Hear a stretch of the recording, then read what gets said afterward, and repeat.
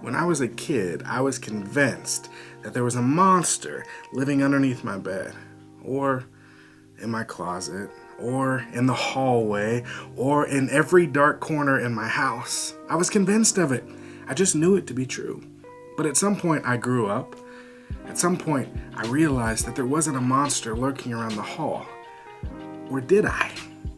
The sad truth is, most of us are still looking around for monsters that dwell beneath our bed, that fuel our nightmares and our fears about the world and about the people that dwell in it. And what we don't recognize is that our lives are not ours. We are not actually in control. I know that's a little bit earth-shattering, because this entire time you thought that you were in control of your life. But what if I were to tell you that you aren't? Since the beginning of time, humans have needed motivation in order to grow, in order to evolve, in order to survive. And those motivating factors include sex, they include food and nourishment, they include shelter and warmth, they include money and success, they include possessions, right?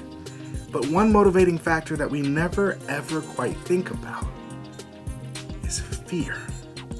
The truth of the matter is, the thing that controls us more than anything in this world that we live in today is fear. Little did you know that you are being controlled by it. You are being fueled by it, and that every single decision that you make is influenced by it. Fear is everywhere that we look. It's all around us at all times. And if you're honest with yourself, if you were to take a deep breath, somewhere in the back of your throat, stopping that breath, stopping you from being fully present in the moment, would be fear. We have a lot to fear in this world.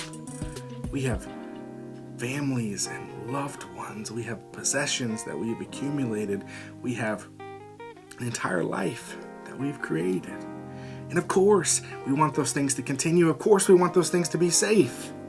When we close our eyes at night, we send up prayers for those that we love. We send up prayers for those that we come into contact with, that they might have safety and sustenance, that the world might actually be okay. But as we look at the world around us, it seems like humanity is just melting away. Like we've completely lost any sense of community, any sense of care for one another. It is complete and utter chaos. You turn on the news, and the Chiefs are celebrating a Super Bowl victory. And instead of that being the news that dominates the headlines, instead, 21 people are shot. 11 of them are children, 1 dead. It's hard to have hope when that's the reality that we live in. It's hard not to feel afraid. And in the midst of that fear, it's understandable that we don't recognize the institutions and organizations, the individuals that capitalize on that fear. The fear that dwells within each and every one of us, that our future isn't protected, that our family isn't safe. News outlet after news outlet after news outlet selectively choose what information to put in front of our faces. They selectively choose how to frame headlines in order to elicit the largest response. And do you know the response that engages us the most? Well, it's fear. It's not positive news. It's not exciting news. It is news that grips our hearts and our spirits and causes us to panic. It's news that causes us to fear. And so headlines are thrust upon us. News images and clips are thrown in our faces the way that information is given to us. It's in a way to incite panic in our spirits. And that fear journeys with us through our lives. But news organizations aren't the only ones that capitalize on your fear. Politicians also dive in. They take sound bites and sound clips and use it to control us by fear, to make us fearful of what's going to happen to our country and our communities if this side gets elected, Or what's going to happen to our close-knit world when this side gets elected and it's all fear? Fear, fear, and more fear. And like it or not, we eat it up like the most delicious food on the buffet. We shovel spoonfuls of fear into our spirit. We gorge ourselves on the worst. And it's no wonder that we don't expect a lot of each other. It's no wonder that we can't look each other in the face and have mercy and compassion, that we no longer trust anyone that doesn't think like us, that doesn't look like us, that we don't know through and through. It's no wonder that we're so compelled by fear. My friends, fear is all we consume. From moment to moment, from day to day. It's all we intake, and at some point in the midst of all of that fear, we become it. But this isn't the life that we were called to live. We can all think back to a simpler time when we weren't so filled with fear. When we were able to be children and to laugh and to love and not constantly be in fear of what's to come. Not constantly be in fear of our lives, of our safety, of what our future is going to be. When the biggest thing that we had to fear was the imaginary monster living beneath our bed.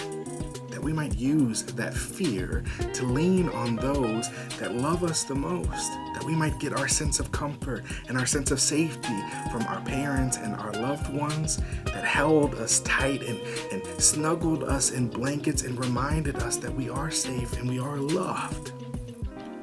And my friend, you are safe and you are loved. That love comes directly from God. The God that urges you time and time again all throughout the Word. Do not be afraid. And we gloss over this idea of not being afraid because we are afraid. We are so incredibly afraid of everything and everyone, of every new change and of the unknown. But God repeatedly gives us the message. Do not be afraid. What does it look like if we live lives where we weren't filled with fear? Where every decision wasn't influenced by our anxiety or worry about what's to come? Lives where we were actually grounded in the moment. That we might experience it in its totality, fully and completely.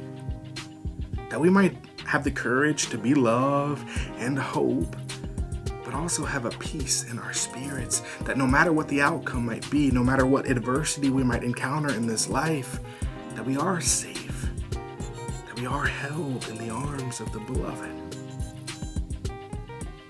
And I don't know about you, but when I truly think of the way that God walks with me, both in the valleys of this life, but also at the mountaintop, I do have a sense of hope. I do have a grace that washes over me. And I do feel safe. And sometimes, just a small reminder that God is with us is all we need. In the midst of so much bad news, in the midst of so much panic and chaos, in the midst of so much fear, what if we just chose to allow God to wrap arms around us, to tell us that we are safe and that we are loved? What if we truly believed God? How would that change the way that you lived? How would that change the way that you loved?